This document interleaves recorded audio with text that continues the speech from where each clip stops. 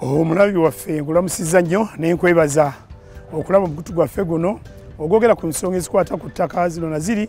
Twabagamba dda muyinza okuweereza ebibuuzo byammwe ku 0752 8 22 403 0752 822 bweweereza ekibuuzo kyo sobola kiddamu ne kiyamba ate abantu abalala okutegeera ensonga eyo kuba bayinza obutafuna mukisa ate bo kuweereza kibuuzo ekyo.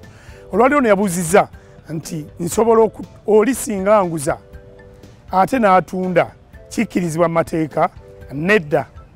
Singa oli akuguza ekibanja oba ettaka ne mukola endagaano ey'obuguzi, kitegeeza mwesibidde awantu awo okuggyako gwe baguzizza ng'okkiriziganyizza naye n'omuga nti munnange eddamu otunde oba okole kino otuukirize bino wammanga.